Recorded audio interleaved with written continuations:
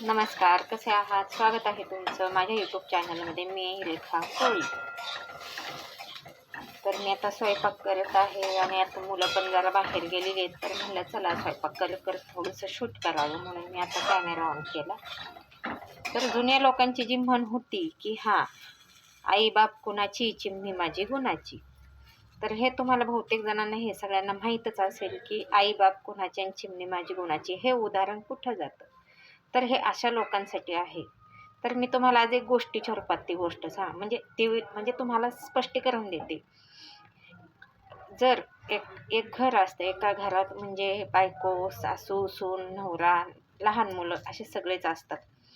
तर त्या आईला बरं वाटत नसतं किंवा तिचे पाय दुखत असतात किंवा काय झालं असेल, ती जेवायला बसलेली असते. तर ती काय म्हणते की बाळ पिंट्या, आणि मला एक तांब्या पाणी दे रे, मला उठायचं होत नाही, माझं पाय दुखतायत. तर आईचा पिंट्या काय म्हणतो, ए बाई मला काय सांगू नको, आणि माझी मला कामं भरपूर आहेत. तर हा पिंट्या बघत बसलेला असतो मोबाईल. तर त्यावेळेस त्याला कामं असतात, त्या मोबाईलमध्ये असले काय बघत असतात ते माहीत नाही. आणि ज्या वेळेस नेमकंच 5 मिनिटाच्या फरकाने त्या पिंट्याची बायको म्हणते की त्या पोरगं ते खाली बाथरूमला गेलेलं असतं किंवा जे काही असेल, मम्मी आणि मला असं असं माझं म्हणजे शू झालेली आहे आणि मला चड्डी घाली किंवा मला हे करे, हे असं ज्यावेळेस चालू होतं त्यावेळेस पिंट्याची बायको पिंट्याला काय म्हणते, काय हो ऐकलं का, पोराला चड्डी घाला. तर हा पिंट्या तो मोबाईल हाय असा बायकोचा ऐकून बाजूला ठेवतो.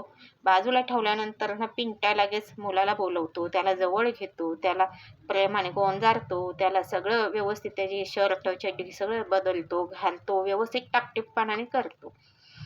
तर मग आता ह्या विषयाला काय म्हणायचं? म्हणजे तुम्हाला जन्मदाती आई आहे, ती तुम्हाला पाणी मागते तर तुम्हाला पाणी द्यायला वेळ नाही आहे, तुमचं मोबाईलमध्ये कामं चालू असतात. तुमची बायको मोबाईल बघत बसलेली आहे, तिच्या मुलांसाठी तिच्याजवळ वेळ नाही आहे. तर ती तुमच्यासाठी एकदम महत्त्वाची असते. असं कुठं असतं का जमान्यात? सांगा बरं, कुठं असतं का?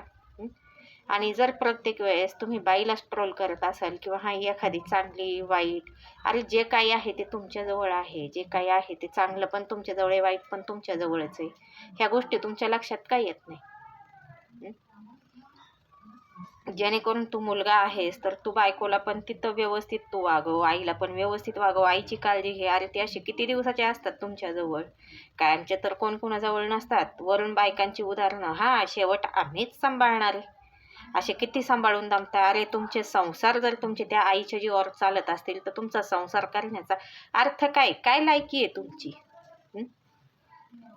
त्याच्यामुळे कधीच आईचं शिव्या श्राप कधीच कोणीही घेऊ नका, कधीच कुठल्या आईला दुखवू नका. हे एकच सांगणे आहे माझे. कारण जोपर्यंत ती आहे ना तोपर्यंत तुम्हाला किंमत आहे, जोपर्यंत ती नाही तर त्याच्यानंतर तुम्हाला कुत्र पण विचारणार नाही. लक्षात ठेवायचं. आई ही अशी गोष्ट आहे की ती आयुष्यात एकदाच येते आणि ती जर गेली तर तिचं आपण तोंड बघायचं म्हटलं तरी आपल्याला बघता येत नाही.